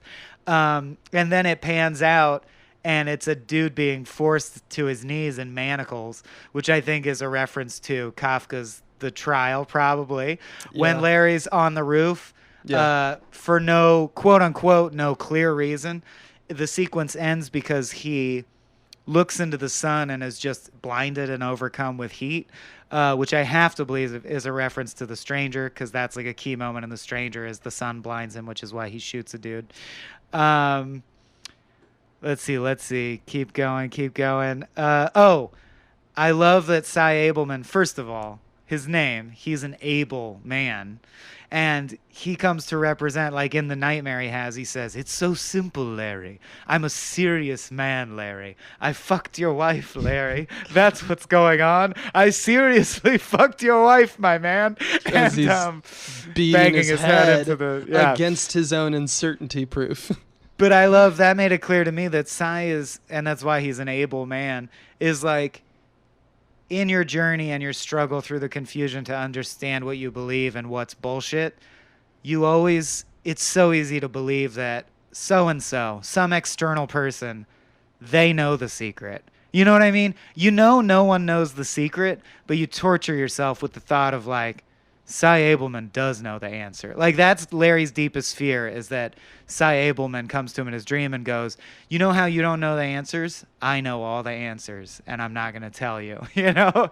That's what it means to be a serious man. Let's see. I'm almost through. Of course, in Marshak's office, the appeal to the like meta-human he wants to be. "Please tell Marshak this is not a frivolous request. This is I am a Syria. I have tried to be a serious man." Like, he can't even say it. The dialogue discipline there is so cool to me. Of course, the dream. Oh, that's pointless. I just made a note that they mention it's Shabbos on the morning of the bar mitzvah, so we know for sure that young Walter Sobchak is not bowling during the bar mitzvah. But speaking of bar mitzvah, talk about detail level, dude. This is the shit. So I would obviously not know this. This is on IMDb, but I'm going to read it word for word. In Parsha Cycle, which reads through the 5 books of the Bible over the course of the Jewish year, and if you don't know, at a bar mitzvah or a bat mitzvah, the person of honor who's going from childhood to adulthood reads an excerpt from the Torah. Danny's bar mitzvah parsha, Behar, is followed by, forgive the mispronunciation, Bekukotai, Leviticus 26:3. Well, Behar discusses the Jubilee year, blah, blah, blah, blah, blah. It also very pointedly is part of the verses of admonition, which warn of the punishments to be endured by those who disobey God. The admonition promises exile, the loss of family, attack by enemies, and faint-heartedness, which are the fates that Larry Gopnik suffers in order. So it's believed that literally down to the date they chose, you can decipher through clues in the movie what date it is, because it's on like a cycle, what excerpt bar mitzvah kids read, what date Danny's bar mitzvah is, and the thing he's reading from the Torah is also an explanation of what the movie's about. That shit is awesome, dude. Yeah, they also paid a lot of attention to the detail of in the summer, or like in the summer of 1967, there was a tornado outbreak. Yeah, of course, like, Minnesota. In the book of Job, God speaks to Job from a whirlwind. So everything is referenced and layered and multiple things in just a beautiful way. It's like, I mean, I know it's a lot of hard work, but sometimes it does feel a little too much like the end of Barton Fink, where the bird just submerged into the ocean and it's not CG and it just happens. It also spoils us. I'm like, why aren't all movies this densely correct, like at every level of detail? And you're like, because that's really, really hard to do. They're doing so much right. This was shot in like 44 days too. It's just insanely fast. It just is. I also love that Judaism is very pointedly, an Abrahamic religion. They point out that, like, they call themselves the descendants of Abraham. Sai has gone to the bosom of Abraham. And there's a painting of the most notable Abraham legend in Marshak's office, which is, of course, when he was going to kill Isaac, his own son, just because God told him to. And then at the last second, God says, never mind, you don't have to, because I could, just that you would do it is enough. And I just love that the foundational myth of Judaica is also morally challenging, complex, gets at the idea that God's logic is fuzzy and not necessarily human, and that God might demand something horrible from you and you don't get to know why. Like, it's perfect that they're Jewish. Like, it's like they planned their own lives. It's like they were born as Jewish Minnesotans so they could make this movie about existentialism and duality someday. Right. Yeah, what does it mean? What is the world trying to tell us? I also just fucking love that he could have kept the money and not changed Clive's grade, because he's right when he says, you have no proof and you can't sue me for defamation if I don't. Like, it's funny to me that Larry, even in breaking his own moral code by accepting a bribe, he wants to abide by the moral code of what it is to be a criminal. Does that make sense? He's like, I took the bribe, therefore cause and effect dictates I have to change the kid's grade. And I realized in this watch through that I was like, he didn't actually have to. But Larry is such a slave to algorithmic thinking that he's like, I guess I'm a criminal now, so now I'll abide by that sequence of codes. I just love he can't escape that. That's all. I'm exhausted. Let's do the howdies. I just wanted to point out something that I thought, because I mentioned Plato's Cave earlier, and we kind of blazed past the first rabbi, who's Wolowitz younger. From The Big Bang Theory, by the way. He's younger than Larry. I also love, so the old venerable one is just Marshak. Yeah. The middle-aged kind of respected one is Rabbi Nachner. The junior rabbi who comes off as like, don't give me advice, get the fuck out of here. He's just Rabbi Scott. It's just like a guy. Larry and Scott talking in an office. So he's younger than Larry, which is off-putting, because anytime you're seeking wisdom, want authority, right? But rabbis have to be young, so it's like he does the thing. He like a therapist, he talks to and says all of his problems. And we kind of cut through that and we jump in, and immediately Rabbi Scott identifies his problem as a problem of faith, and he kind of waxes poetic in another kind of like how we were talking about how the kid on the bus is using the word fucker. Like, it seems to me when I watch this scene that Rabbi Scott is just, since he's junior rabbi, he's very excited to tell him about like what he's learned now that he's a rabbi, because he goes on a long diatribe about how Larry's probably forgotten how to see Hashem in the world, which is another way of saying God in the world. Well, if I can't see him... And I would expand it further and say it also just means, like, you don't even have to be religious. Those moments of being fully present and being like... Splendor. Wow, how strange it is to be anything at all. Like, how crazy that existence even exists. And he says, so you must be thinking essentially, well, if I can't see him, he isn't there. He's gone. You just need to remember how to see him. So he's arguing that he's looking at his wife and his life through tired eyes, giving examples. And this is where the Plato's cave kind of comes in, because he gives the example of the parking lot. He's like, take this parking lot, for example. And by the way, the whole scene is set in this like small cupboard-like office filled with books. And so there's only one window, and it's a kind of small, like awkwardly slanted window. And he kind of has to like stand up and like move over around just to like look at this shitty parking lot. And he takes from it, the first rabbi, Rabbi Scott, says how it too, the parking lot, can be full of wonder.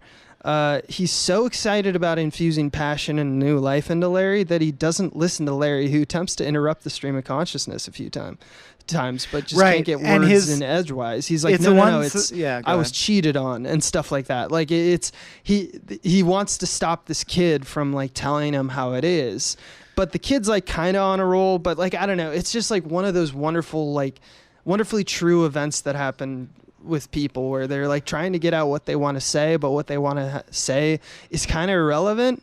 But not the kid's no one. It's relevant to someone, but it's not necessarily right to him, which is hilarious because, like we talked about the dichotomy, and later at one point after he's gotten high, Larry goes like, maybe the junior rabbi was right. Like once again, wisdom is wisdom.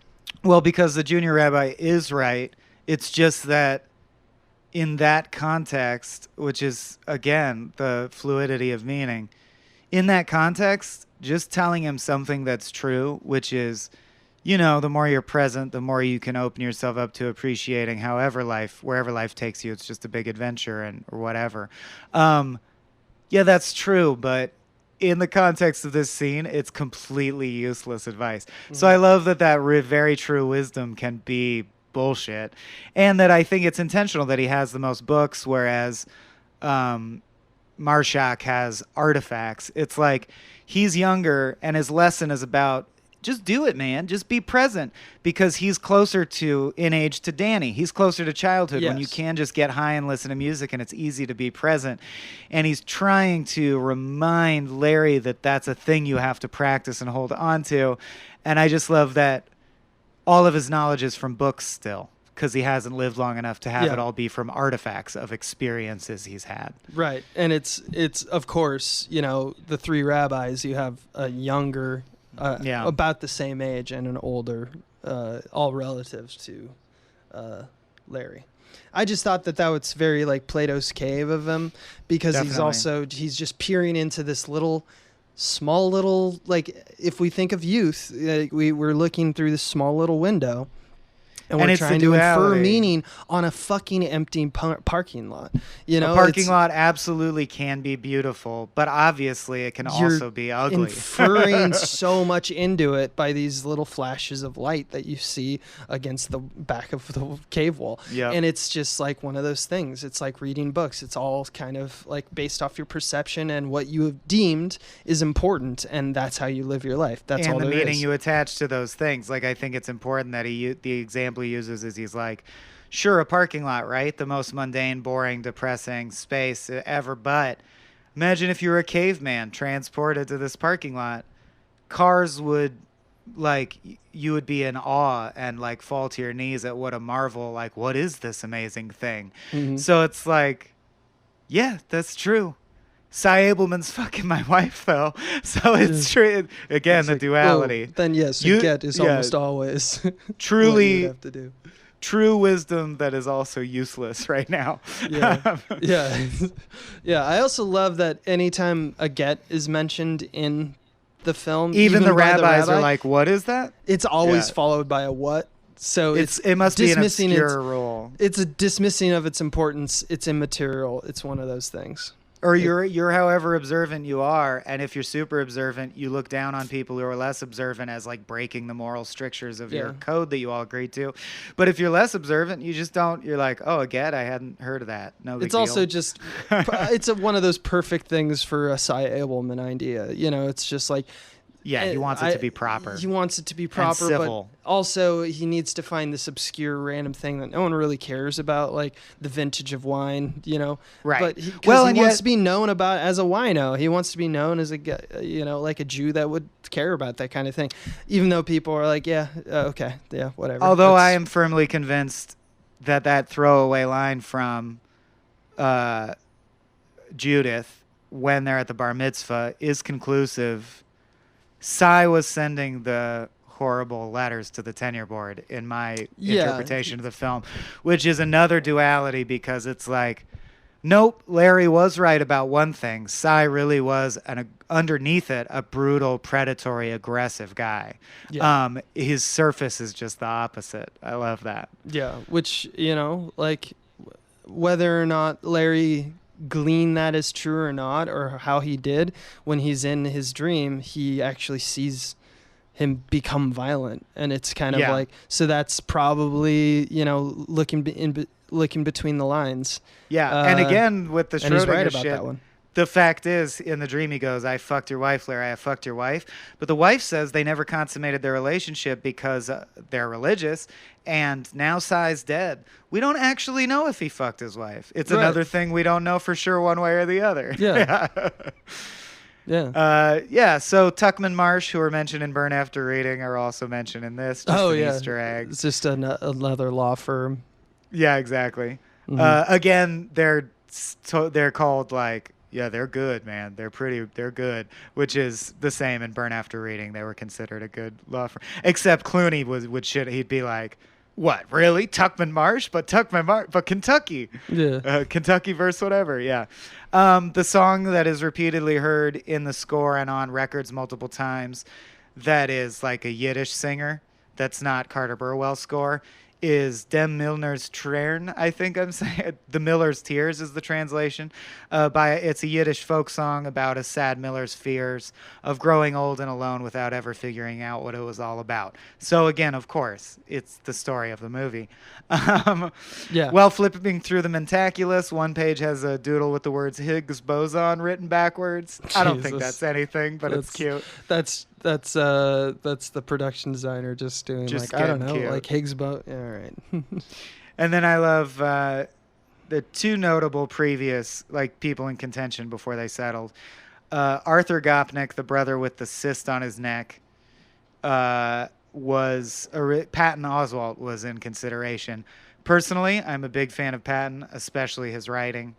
But I don't think you can. Richard Kind is the better choice in this case. Yeah, Richard Kind is beautiful, and Richard Kind, because of his unique like gooberish vibe, all he plays is light comedy.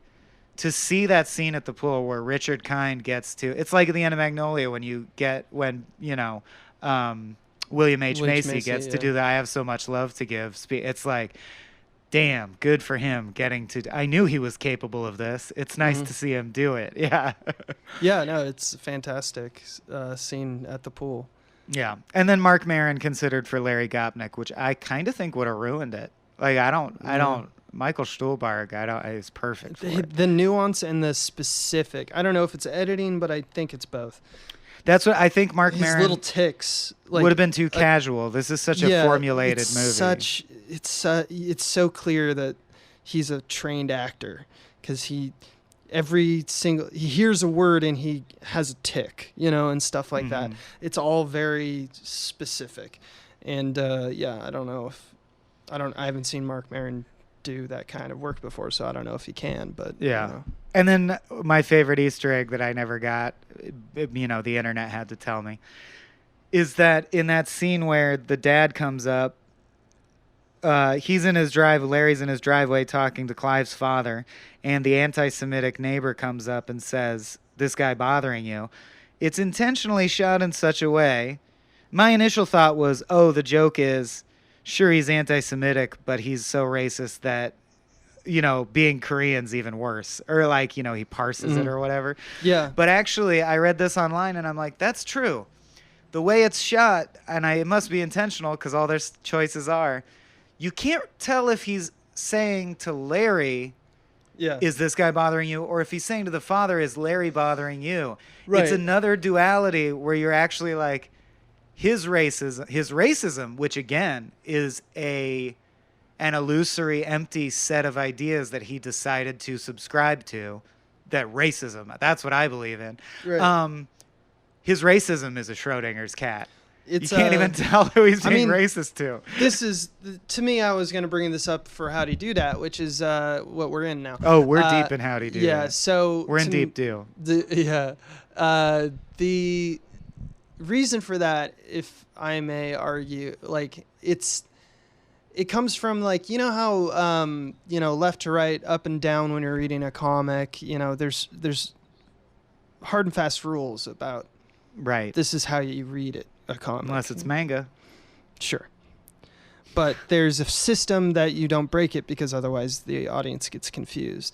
There's two elements that make what that shot, because everyone who sees it, that shot that you're talking about, comes from it with the same kind of impulse, where it's like they get what's going on because the scene proceeds as you'd expect, and then you're like validated by, oh, he's talking about the Asian man. Yeah. But the reason that you have that little momentary, like, wait, what's going on there, until it's verified, is because it's a combination of two camera elements. And the first is short framing, which I'll describe in a second. And the second is eyeline. Now, eyeline's a little easier to describe, which is who's looking at who. Are they looking left to right? Who's making eye contact? Who's making eye contact? And since he's making eye contact with, there's a little bit of staggering in the shot. On the left of frame is Larry. On the right is like Clive's dad. And in direct center, but slightly to the left and closer to Larry, is Mr. Brandt. So the eyeline is kind of direct. It's kind of at camera, or it's near camera, which is off-putting just because it's in between two people. But, so if someone had like a lazy eye, let's say, that could be passable if we had that detail in there. It's just a slight askew.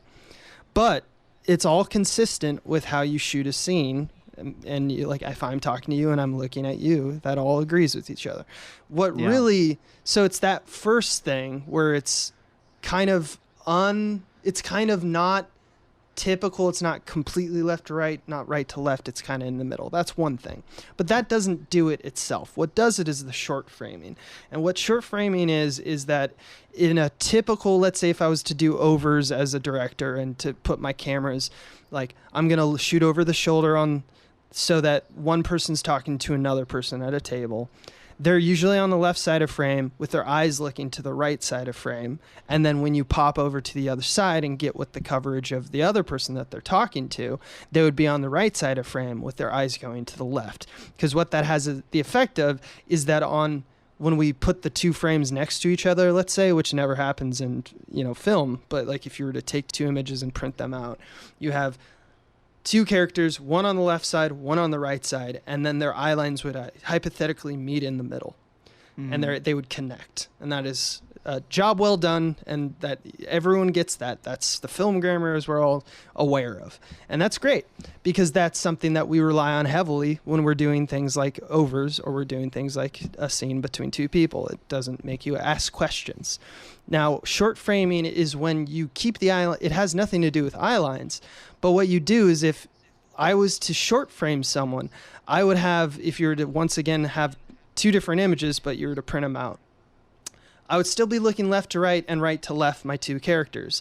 But instead of on the left side and on the right side, I'd flip that so that so my character who's looking to the right end of frame is on the right side.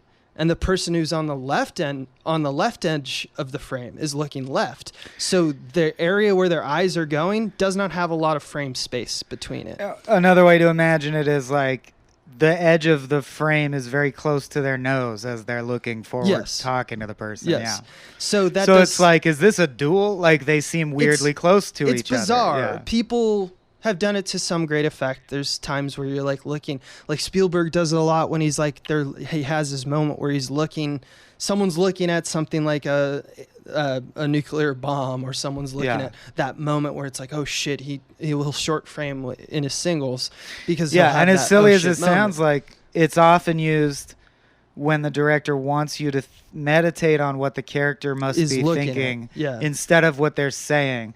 So Yeah. it's like So in showing their combination head of the and a two bunch of effects, the space fact above that the their head eyeline is not invites you to imagine their thoughts. It's not Sorry. unreliable, the eye lines, but it is off-putting because it's not normally done. In concert with the fact that you're short framing and putting them on the wrong side, because you would expect, if in a normal frame that wasn't short framed, Mr. Brandt would be looking at the South Korean father. So you think left to right. But really what you need to think of is right to left, even though that's wrong based off how the line, the 180 rule and everything up to that point was. It's like flipping the world or flipping the line in a respect. So it's off-putting, but it all works. And that's what gives you the feeling of like, wait a second, is there? And that's such a devotion to, it's kind of like when you're doing something, when you've learned something. Like, that's why I brought up the comic books. When you've learned that, okay, these are the hard and fast rules and this is how people know to read something. When you fuck with it, it makes people angry. But then if you make it a thing that is like, oh, but that has a purpose. Then it's a bold innovation. Then it's a bold innovation. Storytelling. Yeah. And that's wait, why did that that moment math works. Did that math lead you to a conclusive answer about who he's talking to in your mind? Oh, he's definitely talking to, because of the eye line, he's definitely talking to Larry about Clive's dad. Okay. I believe you. I just like the interpretation where it's yet another thing that's impossible to know for sure, but it might not be true. I think that might not that's be the why intent, they're hinting at it, but they can't conclusively say that, because otherwise Brandt might be going like, no, you, sir, what were you? Are you bothered by him? Like, right, he might be trying. That's the implications. He might yeah. be trying to dig up dirt on Larry, like like, is Larry sure. causing problems with this guy? Yeah. No, I don't think so. Plus, I think that even though, I just think that given the fact that it's 1967 and that guy's age, there's clear, the guy doesn't like Asians. Well, yeah, his whole thing, I think, is about the system of beliefs he subscribes to is basically American jingoism. Like, he must think he's doing his best to, like, take land back from the Jews when he expands his property line. I mean, and it's just another sequence of meaning you can subscribe to or see through if you choose. And it's kind of this haunting nightmare of a suburb that, like I want to see a movie about this guy because it terrifies me. Because he, that kid he's raising is going to be fucked. he takes his kid out of school to hunt with him. He, like, there's something about, like, where they shot and just the color palette and everything about, like, when the scariest scene to me somehow is him, Mr. Brandt playing catch with his son. Yeah, it's like me too. Scariest moment in the movie. You go like, what? Because all he does they're like is look mannequins. at Larry and throw the ball extra hard, like he's mad. Yeah, and it's terrifying. Yeah, it's really, and it's something to do with the fact that everything in Minnesota in this in this particular area is so flat, and there's no fences. There's no so separation there's no privacy between the homes. Yeah. Yeah, and it just really feels off-putting because they're just boxes on a street that are you just feel naked. Everyone feels naked, and it's really off-putting. Like, someone can just walk over and just look into your window, and they're still on their property, and it just doesn't feel right. That is another thing where tonally, no trees or hedges blocking anyone's view. It's just boxes on grass. Right. Yeah. It's kind of like in the prologue where they're just like, I'm setting the tone to be like, when someone says like, you couldn't have talked to that person's been dead for 3 years, you're immediately teleported into a horror story. It's same kind of deal where it's just like one of those things that isn't really film grammar necessary, but it's just the vulnerability of it just puts you off. Yeah, although I do wonder, the whole film being about semiotics and the tradition of certain styles of information encoding is why the short is in 4:3 aspect ratio instead of, filmic width. Yeah. Is I was like, I never had a theory for that, but my theory finally that I arrived at is I think it might be hearkening to the idea of history. You know what I mean? Like, Sure. it's TV shaped, and then it graduates to being film shaped because this is a movie about how things change as they move forward in time. Right. It's really because the TV shape comes from 16 millimeter film, so 16 millimeter versus widescreen. Exactly. Which I think is the history of I think film, they might have been digital at this point, or perhaps maybe I'm not sure. I can't recall which is the first digital Deacons, but it may be actually later than this. It might have actually been like Skyfall Digital or something. Deacons. Digideek. Yeah. But that's I think the god I subscribe to. Robo Deacons. Yeah, like that's kind of all I have. We kind of talked about how do you do that. It's the only other one that I wanted to put emphasis on, which is still kind of symbolic, is that if you rewatch it, I don't want to say too much about it, but like all the emphasis they put on ears, and not just visually where we're just showing an insert of someone putting on like headphones or something like that, but or the opening shot through the tunnel, through the ear. Also, we hear sound design of garbled radios, music. The Sun has modern rock. Traditional figures are tied closely to classic music, opera, or like readings of the Torah. Because it's a movie about listening, receiving information. It all comes back down to the reception of the expression of nature. And it's just interesting to hear how they made that a playground. And they also tied it visually with a lot of emphasis on ears, all kinds of ears, old men's ears with a lot of fucking hair, young boys' ears. It's all over the place. They do a lot of dissection in that. They also do, because they have the dentist thing, they focus on teeth for a whole, 10 minutes. Listening and talking. Yep. Makes sense. Input in, input out. Or info, input, info, output. Yep. I mean, how are you going to know how to live your life if F-Troop is fuzzy? You need that info. You need that F-Troop. And you need it to be clear. Yeah. Yeah. But that's kind of it for me as well. Man. Yeah. I'll take this opportunity to ask people to please hit up iTunes if you wouldn't mind and give us 5 stars or even better, a positive written review. Over at, you know how the thread works. It's just Small Beans, not Coen brothers in particular. But that would really help us out. So that's our call to action this time.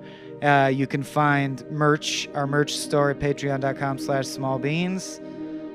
And, of course, on our YouTube channel, youtube.com/smallbeans, we're making more episodes of Off Hours. So if you somehow made it this far and not heard of that, be appraised.